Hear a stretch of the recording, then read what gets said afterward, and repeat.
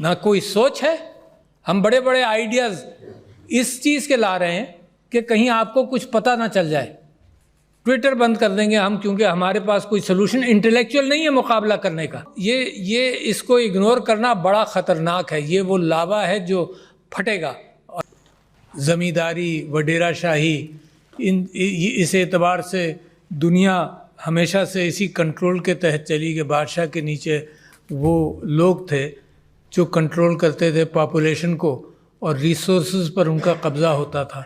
तो मुसलसल माशरा ये कोशिश करता रहा और इवॉल्व होता रहा, जिसमें राइट्स दिए गए लोगों को। उसके अंदर एक राइट बहुत बड़ा, मिसाल के तौर पर सबसे डिप्राइव्ड सेक्टर को, जो तारीख़ में डिप्राइव्ड था औरत, उसको इस्लाम ने दिया, वरासत में हिस्सा दिया। और वरासत ऐसी कैफियत है जिसके अंदर किसी ने नहीं दिया वो हिस्सा, सिर्फ मुसलमानों ने और अल्लाह सुब्हानहू व तआला ने। यानी गाड़ी के सारे पहिए और सारे पुर्जे अगर बराबर से काम नहीं करेंगे तो बहुत एक आपके जहन के अंदर भी एक पर्दा है जो आप रियलाइज़ नहीं कर रहे कि पाकिस्तान के अंदर ख़राबा जो है और ख़राबियाँ जो है और कमज़ोरियाँ जो हैं वो आपके देखे बगैर भी नीचे से बहुत बड़ी बनती चली जा रही हैं। 26 मिलियन बच्चे आउट ऑफ स्कूल हैं, 26 मिलियन। आपने यहाँ स्टेटिस्टिक्स दिए और अपने आप को फाइनेंशियल इंक्लूजन के अंदर और डिजिटल ट्रांसफॉर्मेशन के अंदर रीजन के अंदर बांग्लादेश, इंडिया और श्रीलंका से कंपेयर किया तो, और केनिया के साथ कंपेयर किया। और मैं आपसे ये कहता हूँ कि ये 26 million is 44% of Pakistan new people. आप एलिट हैं, आप मज़े में, आप पढ़ लिख गए, आपके लिए रास्ते खुलने शुरू हो गए। और जो आपने फाइनेंशियल इंक्लूजन की बात की है, तो इन बच्चों का क्या होगा?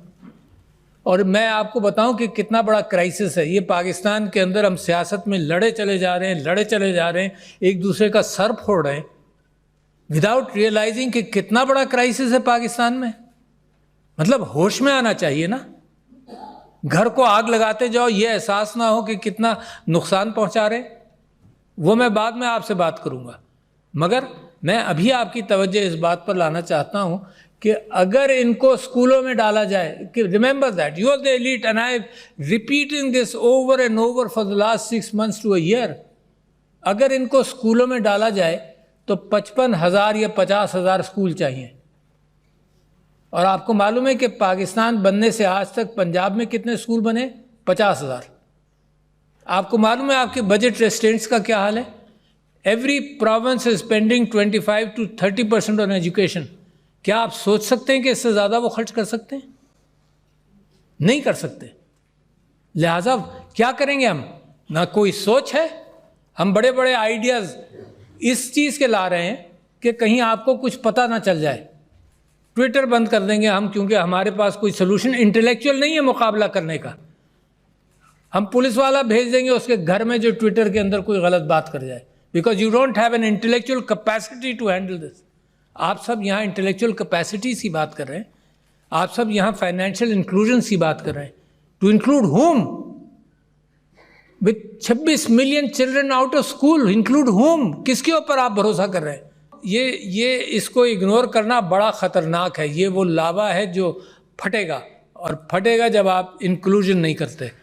चाइना को 70s 80s में, 70s के बाद 80s में आज़ाद हुआ। आज़ाद नहीं, इंटेलेक्चुअली उसने सोशलिज्म को पीछे छोड़कर लोगों को एम्पावर करना शुरू किया। आपको 10 साल अंटिल 1992, 93, 94 ये पता नहीं चला चाइना कितना बड़ा जायंट बन रहा है। मगर उसके पीछे क्या काम था उनका? उसके पीछे इंडस्ट्रीज वो नहीं लगा रहे थे, उसके पीछे लोगों को तालीम दे रहे थे और लोगों की सेहत का ख्याल कर रहे थे। ये जो टच स्क्रीन है ना, ये बच्चों को भी एजुकेट कर देता है बड़ी तेज़ी से। तो 22 लाख फ्रीलांसर्स हैं पाकिस्तान में। आपका कोई कंट्रीब्यूशन इसमें नहीं, बहुत लिमिटेड कंट्रीब्यूशन। कि India, not China, not any country of the world, सबसे ज़्यादा जो फाइनेंशियल ट्रांजैक्शंस हैं थ्रू द डिजिटल मीडियम वो इंडिया में होते हैं, by value and numbers, more then in China. Did you know that? तो मैं फोकस करना चाहता हूँ दो चीज़ों पर। एक तो ये कि लैक ऑफ लीडरशिप। एक ये लैक ऑफ डिसीजन मेकिंग, जिस मुल्क को ज़रूरत है, जिस मुल्क को प्यास है, उसमें लोग रोड़े अटकाते रहें. The bureaucracy keeps things slow. I know that. जिस चीज़ को मूव किया जाए वो मूव कम कर, कई साल लग जाते हैं पॉलिसी बनने में और मामला चलने में. तो लिहाजा लीडरशिप, मूवमेंट फास्ट, और एक लीडरशिप जो एनलाइटेंड हो. और एनलाइटेंड लीडरशिप कहाँ से आएगी? इम्पोज करके नहीं आएगी, तलाश से आएगी. मैं आपको मिसाल देता हूँ. जब तलाश किया जाए तो मिलती हैं चीज़ें. ये जो इलेक्शंस का सिनारियो आपने देखा है, I as a secretary general of Pakistan Tehreek Insaf, मैंने इलेक्शंस टेलीफोन पर कराए. You may not know but know it today, because what happens with critical thinking and making of decision. मैंने 2011 में एज सेक्रेटरी जनरल टेलीफोन पर election कराए. कैसे कराए? इसके अंदर ऑटोमेटिक वॉइस रिकॉर्डिंग थी. Anybody who would put it, and 24 lakh या 25 लाख लोगों ने वोट दिया विदाउट एनी कंट्रोवर्सी. हालांकि सियासी इलेक्शंस के अंदर कितनी मारधाड़ होती है. आई रियलाइज द फैक्ट कि हर जगह कैंडिडेट्स के रिप्रेजेंटेटिव्स बैठेंगे, उनमें लड़ाइयाँ होंगी, वकीलों को भेजेंगे. हर डिस्ट्रिक्ट के अंदर, हर काउंसिल के अंदर इलेक्शन कराना है. तो we picked up the phone. Imagine that, and I am just, therefore I am in the capacity of challenging that what we were talking about was not picked up by the governments and all those institutions. यहाँ जब से मैं आया, देखो मुल्क crisis में क्यों जाता है? Because you don't make a decision which is necessary. क्या आया? हमने कहा कि यार ये तो बड़ा आसान सिस्टम है, टेक्नोलॉजी आ गई है, करो. तो ओवरसीज पाकिस्तानीज के लिए हमने कहा कि इसके थ्रू वोट होगा, सिक्योर कर लेंगे सब कुछ. लोकली हमने ये कहा कि ये मत करो, मगर इलेक्ट्रॉनिक वोटिंग मशीन कर दो. लोग घबराते हैं. क्या हुआ? बैलेट पेपर वहीं प्रिंट होगा. जब आप बटन दबाएंगे कि मैंने बल्ले को वोट दिया या तीर को दिया या किसी और को दिया, वोट प्रिंट होगा, आप देख लें, इसको लपेट कर बैलेट बॉक्स में डाल दें. मगर जो कैलकुलेटर है, simple calculator of the 50s and 60s, यार कोई बड़ी नई टेक्नोलॉजी भी नहीं है, वो काउंट रख लेगा. अच्छा ये काउंट है और वो काउंट है, उसको मैच कर लेना. अगर डिस्क्रेपेंसी है तो इवन आउट कर लो, कोई कानून पास कर लो कि डिस्क्रेपेंसी कैसे हैंडल होगी. वाईफाई से भी कनेक्ट नहीं करना, लोग कहेंगे कि तुमने जब गड़बड़ कर दी. It is there and here in the count. नहीं, vested interest didn't want that to happen. To see where your country is today. जब आप फाइनेंशियल इंक्लूजन की बात करते हैं तो पॉलिटिकल इंक्लूजन के बाद फाइनेंशियल इंक्लूजन कैसे होगा? Tell me, the answer to me. When you defy a mandate, how can there be peace in this country? आप समझते हैं टैलेंट ऐसे ही आ जाता है? इतने अच्छे लोगों को सारी उम्र में लगा रहा. जब I was in 2 parties in my life, तो जिस पार्टी के साथ लगा, मैं अच्छे लोगों को लाता रहा कि तुम सियासत में आओ. और अब क्या तमाशा देखता हूं कि अच्छे लोगों को मार मार कर, लड़ाई कर करके अच्छे लोगों को, आप में से कौन सियासत में आएगा? ये जो एक्सपर्ट्स हैं डरते रहेंगे. When you push your talent away, जो फाइनेंशियल इंक्लूजन है वो पॉलिटिकल इंक्लूजन के बाद, मैंने आपसे कहा कि डिसीजन मेकिंग इज पुअर. तो if you have poor decision making, the country will go the same direction. This is interact. Country के अंदर रिसोर्सेज नहीं बनाते मुल्क को.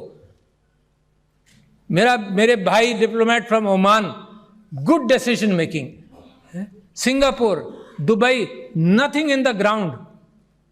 प्रोग्रेस किया, नथिंग इन द ग्राउंड. जमीन से उनको कुछ नहीं मिला, न तेल मिला, न मादनियात मिली, पानी की किल्लत मिली सिंगापुर को.